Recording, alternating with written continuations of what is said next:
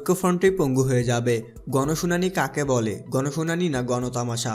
গণতামাশার জন্য অনুমতি চাইলে পুলিশ কমিশনারকে বলবো। জাতীয় ঐক্যফ্রন্টের গণশুনানির জন্য জায়গা দিচ্ছে না সরকার, এমন অভিযোগের জবাবে একথা বলেছেন আওয়ামী লীগের সাধারণ সম্পাদক এবং সড়ক পরিবহন ও সেতু মন্ত্রী ওবায়দুল কাদের।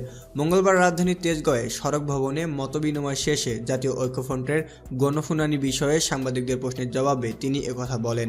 জায়গা না পাওয়ার অভিযোগের বিষয়ে সাংবাদিকদের প্রশ্নের উত্তরে মন্ত্রী বলেন, সোহরাওয়ার্দী উদ্যান তো আছেই। মন্ত্রী আরও বলেন, সমালোচনা গণতন্ত্রের স্বাস্থ্যের জন্য ভালো হতে পারে। বিরোধী দল না থাকলে, সমালোচনা না থাকলে শুদ্ধ হওয়া যায় না। কোনো ভুল করে থাকলে বিরোধী দলের গঠনমূলক সমালোচনা থেকে আমরা শুদ্ধ হতে পারি। জাতীয় ঐক্যফ্রন্ট অভিযোগ করেছে তাদের গণশুনানির জন্য সরকার কোনো জায়গা দিচ্ছে না। এ নিয়ে সাংবাদিকদের প্রশ্নের উত্তরে মন্ত্রী বলেন, সোহরাওয়ার্দী উদ্যান তো আছে।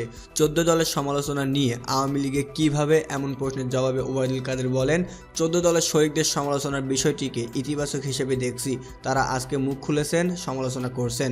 সরকারের ভালোভাবে চলার জন্য এই সমালোচনাটি দরকার। তিনি বলেন, এ সমালোচনা সংসদের বাইরে গণতন্ত্রের ইতিবাচক। গঠনমূলক বিরোধী দলের মাধ্যমে সংসদ আরও গতিশীল হতে পারে। ঐক্যফ্রন্টের গণশুনানিতে আওয়ামী লীগ রাজনৈতিকভাবে পঙ্গু হয়ে যাবে।